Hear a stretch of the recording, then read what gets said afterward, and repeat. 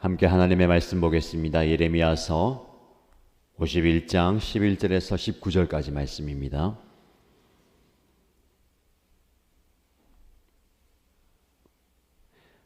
오늘 저와 여러분들이 함께 묵상할 말씀은 예레미야서 51장 11절에서 19절입니다. 함께 읽겠습니다. 너희는 화살촉을 갈고 방패를 잡아라. 주님께서 메대 왕의 마음을 움직이셔서 바빌로니아를 멸하기로 뜻을 세우셨다. 이것은 주님께서 주님의 성전을 무너뜨린 자들에게 하시는 복수다. 너희는 바빌론 도성의 성벽을 마주보며 공격 신호의 깃발을 올려라. 경계를 강화하여라. 보초를 세워라. 복병을 매복시켜라. 주님께서는 바빌로니아 백성에게 하기로 계획하신 것을 말씀하신 그대로 이루실 것이다. 큰 물가에 사는 보물을 많이 가진 자야, 너의 종말이 다가왔다. 너의 목숨이 끊어질 때가 되었다. 만군의 주님께서 그의 삶을 두고 맹세하셨다.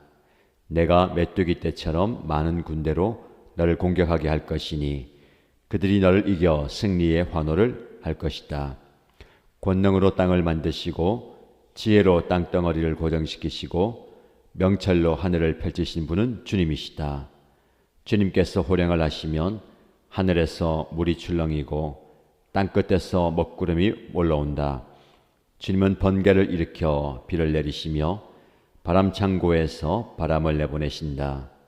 사람은 누구나 어리석고 무식하다. 금속을 부어서 만든 신상들은 거짓이요 그것들 속에 생명이 없으니 은장이들은 자기들이 만든 신상 때문에 모두 수치를 당하고야 만다. 금속을 부어서 만든 신상들은 속임수요 그것들 속에는 생명이 없으니 그것들은 호황된 것이요 조롱거리에 지나지 않아서 벌받을 때에는 모두 멸망할 수밖에 없다. 그러나 야곱의 분기이신 주님은 그런 것들과는 전혀 다르시다. 그분은 만물의 조성자이시요 이스라엘을 당신의 소유로 삼으신 분이시다. 그분의 이름은 만군의 주이시다. 아멘. 오늘도 하나님께서 저와 여러분들에게 말씀을 통해서 흡족한 은혜를 부어주시기를 축복합니다. 바빌로니아에 대한 하나님의 심판이 아주 구체적으로 오늘 언급되고 있습니다. 그렇게 강력했던 바빌로니아도 하나님의 손에 쓰임을 받다가 교만하여서 하나님의 징계를 받게 됩니다. 오늘 말씀해 보시면 주님께서 메대 왕의 마음을 움직이셔서 바빌로니아를 멸하기로 뜻을 세우셨다라고 말씀합니다. 하나님께서 바빌로니아를 멸망시킬 뜻을 세우셨다. 네, 이 표현이 한 번 더 반복되는데 12절 하반절에 보시면 주님께서는 바빌로니아 백성에게 하기로 계획하신 것을 말씀하신 그대로 이루실 것이다. 하나님께서 바빌로니아를 멸하기로 계획하셨다. 그리고 그 계획하신 바를 말씀하신 대로 그대로 이루신다라는 겁니다. 하나님이 뜻을 정했고 그 계획을 실행하신다라는 겁니다. 즉흥적으로 이 바빌로니아의 행위가 화가 나서 벌을 내는 게 아니라 이미 뜻을 정하시고 그 계획한 대로 모든 것을 이루신다라는 겁니다. 하나님의 뜻과 하나님의 계획과 작정을 인간이 이해하기가 어렵습니다. 사람이 어찌 하나님의 모든 작정과 그 경영하시는 바와 그리고 능력을 다 알 수 있겠습니까? 그러나 하나님은 당신의 뜻과 계획과 작정을 우리에게 알리십니다. 여러 가지 모습을 통해서 여러 가지 방편을 통해서 우리에게 알리실 때에 우리가 그 뜻을 알아가는 것, 깨닫는 것이 중요합니다.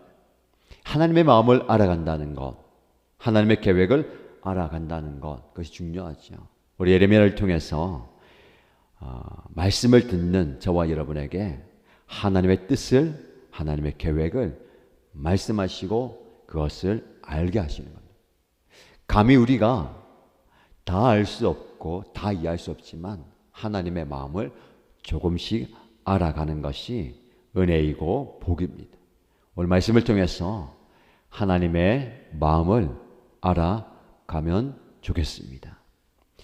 하나님께서 메대 왕의 마음을 움직이셨다라고 말씀합니다.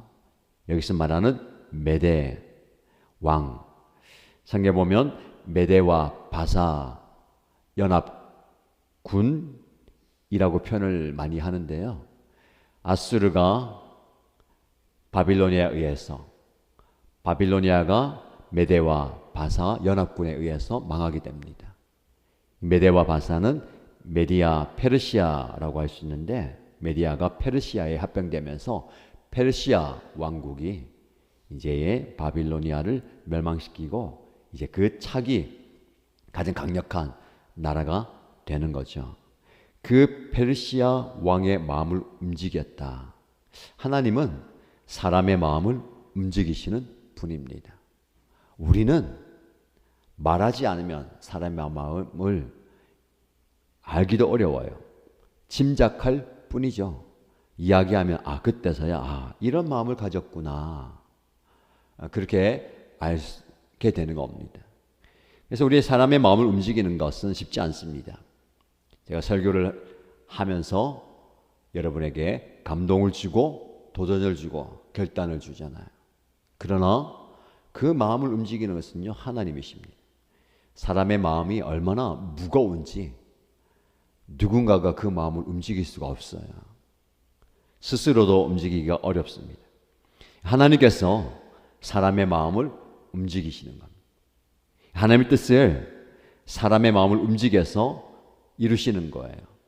그래서 우리가 필요한 게 하나님의 도우심을 구하는 기도입니다. 하나님, 저 사람의 마음을 움직여 주십시오. 우리 전도대상자나 VIP가 교회 한번 나오는 거, 목장에 한번 오는 거, 예수 믿는 게 참 어렵잖아요. 우리는 계속해서 기도합니다. 하나님, 그분의 마음을 움직여 주십시오. 성령께서 역사해 주십시오. 그 마음이 움직여야 발걸음이 움직여지는 거예요. 삶이 바뀌어지는 거예요. 이 마음을 움직이기 참 어렵습니다. 마음이 얼마나 완고한지. 이스라엘 백성들이 이집트에서 탈출할 때에 그 바로의 마음이 완악해지고 완고해서 보내줄 듯 하지만 다시 마음을 닫아버리고 그러잖아요. 하나님께서 마음을 움직여 주셔야 됩니다. 혹시 여러분들 마음속에 기도한 제목이 있습니까? 누군가의 마음을 움직여 주십시오. 하나님께서 그 사람의 마음을 감동시켜 주시고 부드럽게 하시고 마음을 움직여 주시기를 기도해야 되는 겁니다. 말씀을 전할 때도 또 내 마음을 전달할 때도 또 마음을 모을 때도 교회 공동체가 하나님께서 역사하셔서 성령께서 마음을 하나 되게 하시고 또 마음을 움직여서 몸을 움직이고 삶을 움직이고 교회를 움직이게 하는 게 중요한 것 같아요. 우리의 기도의 제목이 되어야 되겠습니다. 완고한 무거운 사람의 마음을 하나님께서 움직이시도록. 결국 하나님은 페르시아를 사용하셔서 하나님의 뜻을 이루십니다. 그런데 우리가 이 말씀을 좀 주의 깊게 봐야 되겠군요. 왜 이 바빌로니아를 멸하기로 뜻을 정하셨는가? 이것은 주님께서 주님의 성전을 무너뜨린 자들에게 하시는 복수다. 며칠 전에도 이 말씀 좀 묵상했는데 성전을 무너뜨린 그 죄에 대한 결과를 이 바빌로니아가 지는 겁니다. 하나님의 피로 모든 것을 허용하셨고 그 유다를 멸망하게끔 하셨지만 성전을 유린하는 것은 하나님을 대적하는 것입니다. 성전을 무너뜨리는 거예요. 성전이 어떤 공간이며 존재입니까? 하나님과의 만남의 장소예요. 신앙의 중심입니다. 그리고 모든 삶의 구심점이 성전이에요. 그래서 유다 백성들은 이 성전을 굉장히 중요하게 소중하게 여기고 지켜내야 했었습니다. 그러나 그것이 인간의 욕심과 결부하고 타락해서 이 성전 자체가 중요하게 되는 거예요. 건물을 지키는 게 아닙니다. 하나님과의 만남과 하나님의 삶의 중심이 되어야 되는 이걸 하나님의 임재를 지켜야 되는데 그것은 온데간데 없고 이 건물이 중요하고 이 성전이라는 존재가 우리를 지켜준다. 성전에서 드리는 예배 행위가 우리를 거룩하게 만든다라고 생각했고 이 성전을 지키려고 했대. 어쩌면 하나님께서는 겉모습만 있는 그 성전을 무너뜨리고 성전을 다시 재건하는 겁니다. 완전히 무너뜨렸잖아요. 그리고 이제 그들은 바빌로니아로 포로로 끌려가서 성전이 없는 시대를 살게 됩니다. 그리고 다시 돌아와서 이 성전을 재건하게 되는 거예요. 우리에게 적용해 본다면 성전을 무너뜨리는 누구와 실수와 잘못이 없어야 되는 거예요. 건물을 말하는 게 아니고 하나님과의 그 예배의 자리가 무너져 있지 않도록 해야 됩니다. 하나님과의 그 만남이 무너지지 않아야 되고 하나님을 중심에 두는 이 마음이 무너져서는 안 되는 겁니다. 이렇게 이야기할 수 있어요. 유대인들은 하나님 우리가 성전을 무너뜨린 것도 아닙니다. 바빌로니아가 쳐들어와서 그들이 무너뜨렸습니다. 저와 여러분 적용해 볼까요? 하나님 제가 예배의 자리를 지키지 못하는 이유가 제가 그렇게 하려고 하는 게 아닙니다. 상황이 그렇고 환경이 그렇고 외부적인 이유 때문에 제가 예배를 드리지 못합니다. 하나님을 중심에 두지 못하고 있습니다. 하나님과의 만남이 이런 이유 때문에 어렵습니다. 라고 핑계할 수 있어요. 말 그대로 핑계이고 이유입니다. 그럼에도 불구하고 하나님의 백성은 건물이 무너지고 나라가 망하고 포로가 잡혀가는 그 바빌론이라는 그 자리에서도 예배의 자리를 지켜야 되고 예배의 제단을 쌓아야 되는 겁니다. 여러분 어떻습니까? 이런저런 이유로 예배의 자리가 무너져 있고 하나님과의 그 만남이 무너져 있고 하나님을 중심에 두고 하나님의 임재를 경험하고 살아야 되는데 무너져 있다면 그 핑계와 이유를 두지 마시고요. 여러분의 삶의 자리에서 무너진 성전을 다시 쌓으시기 바랍니다. 건물을 말하는 게 아닙니다. 여러분의 예배의 자리가 회복되어야 되고 하나님과의 만남이 회복되어야 되고 하나님을 마음의 중심에 두는 것이 회복되어야 되고 하나님의 임재가 회복되어야 됩니다. 하나님은 여러분의 어떤 삶의 자리에서는 여러분을 만나기를 원하시고 여러분과 교제하기 원하시고 당신을 여러분의 삶의 중심에 두기를 원하시는 겁니다. 그래서 바빌로니아를 완전히 무너뜨리고 다시 이 성전을 쌓게 하시는 거예요. 한번 예전에 있었던 화려한 솔로몬 성전이 지금 여기까지 앞으로 유지되는 게 아니라 우리는 매일 거룩한 성전을 내 삶 속에서 내 마음 속에서 쌓아야 됩니다. 이것이 예배이고 이것이 하나님과의 만남입니다. 무너져 있는 성전을 재건하는 저와 여러분 되십시다. 이렇게 바빌로니아가 완전히 종말을 당하게 되고 보물을 많이 가진 자야 너의 종말이 다가왔다. 많은 것을 소유하고 많은 것을 차지하고 가진 이 바빌로니아가 완전히 끊어지게 돼. 목숨이 끊어지고 삶이 끝났다라고 말씀하십니다. 그러면서 15절 이하에는 하나님의 지혜와 명철을 찬양합니다.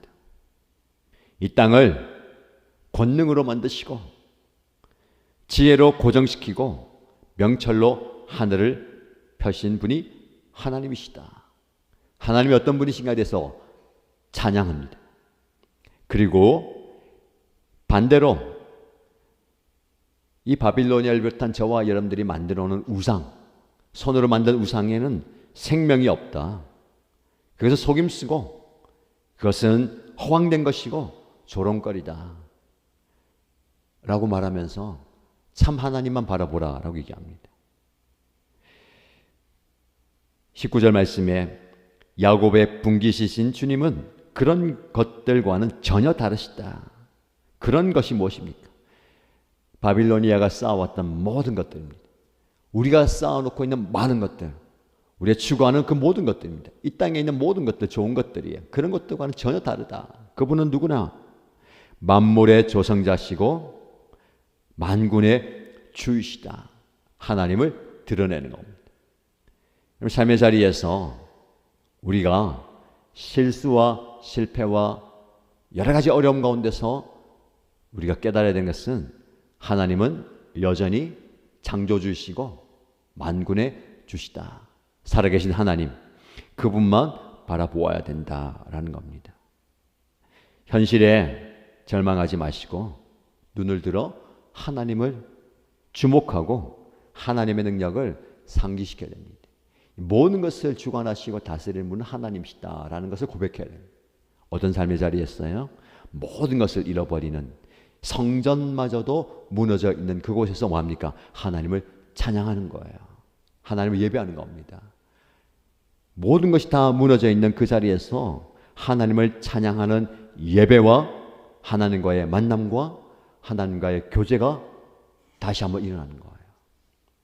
목사님, 실패의 자리에서, 아픔의 자리에서, 고통의 자리에서 어떻게 예배할 수 있습니까? 어떻게 하나님을 찾을 수가 있습니까? 어떻게 하나님을 구할 수가 있습니까? 아니죠. 오늘 말씀처럼 그 모든 것을 잃어버린 성전마저도 무너뜨려서 소망이 없는 그 자리에서 하나님을 찾는 겁니다. 어쩌면 하나님께서 그 모든 것을 다 무너뜨리고 아무것도 보지 못하게 하고 하나님만 바라보게 하시는 줄도 모릅니다. 여러분 삶의 자리에서 이 하나님을 바라보십시다. 이 하나님을 찬양하시고 이 하나님을 예배하십시다. 어떤 핑계도 될 수 없습니다. 그 삶의 자리에서 저와 여러분들이 하나님을 예배하십시다. 하나님을 만나고 하나님을 마음의 중심에 두고 살아가는 복된 하나님의 소유된 백성 되시기를 주님의 이름으로 축복합니다.